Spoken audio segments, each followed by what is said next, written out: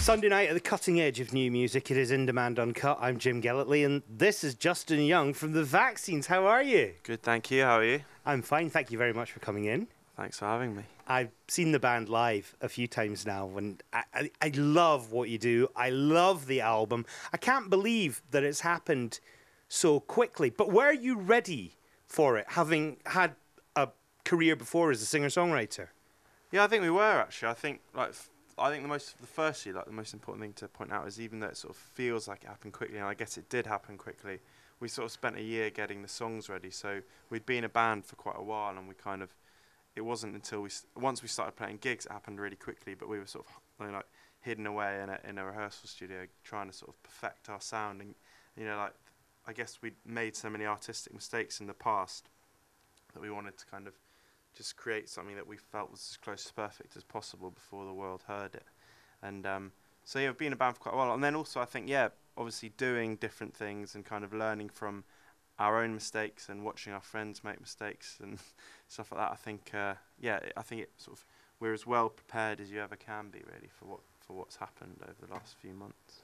When a band comes along and there's a big buzz, as there was with The Vaccines, I would imagine there's a lot of pressure. Were you more prepared for that, having been around for a wee while? I think we were sort of artistically prepared, because I think obviously hype's something that you can't really control as a band because it's not generated from you and you can't. Well, not always. Well, sometimes, yeah, I suppose it is, but not in this case. But I think we felt really. I don't think we ever really felt under pressure because we were sort of really busy just going out and playing gigs and trying to pick up fans the right way. And then also I think we felt we'd written a really great record, and I think people got excited about. Quite often with sort of hype and buzz, people get excited by what surrounds the music. But I think ours was generated by, this is a great track or something like that. And I think it was the music generating the hype, and so I think that set us up well, and I think we made a really great record. So I think we were all really confident that people hadn't heard necessarily the best song. Does that make sense? Yeah. So I think we were, obviously there was pressure, but we didn't really. I think we just felt like we were in a good place, and we just tried to ignore it, really.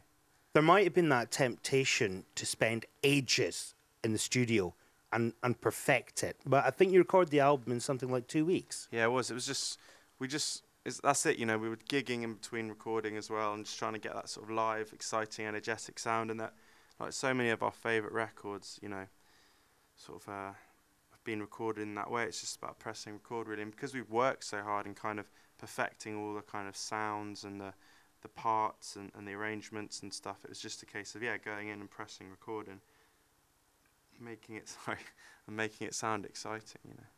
I mean, it certainly got that vibe about it, and I think you managed to transfer that onto the live thing with ease. I suppose because you recorded the album quickly, it's got that live feel about it. Yeah, well, that was the aim, really. It's sort of, I mean, it's essentially a pop record, so perhaps not as many kind of imperfections were left on as maybe we would have originally liked. But, I definitely feel like it sounds, like a live record, and I don't think you can ever really fake that kind of energy and excitement. I think you just have to do it and feel it, and then you'll get it.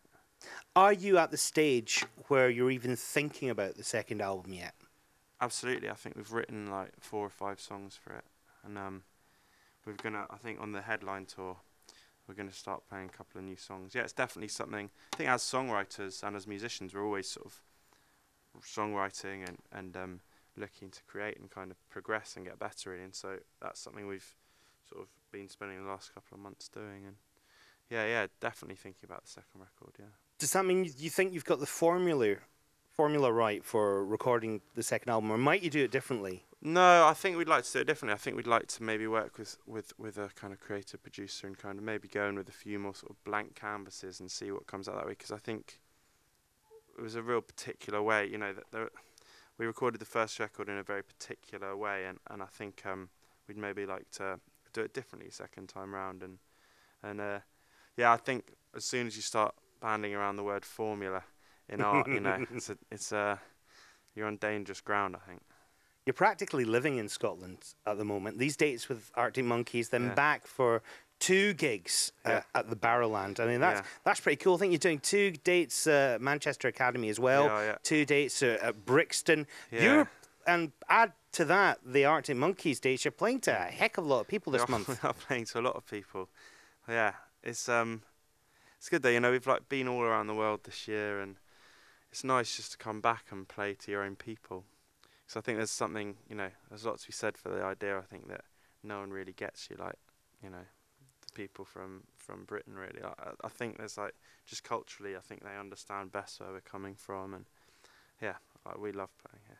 If there's one track to round off the year perfectly, I think it's Wetsuit. And you've managed to capture that with the video, which involves fan footage. Tell me how that came about.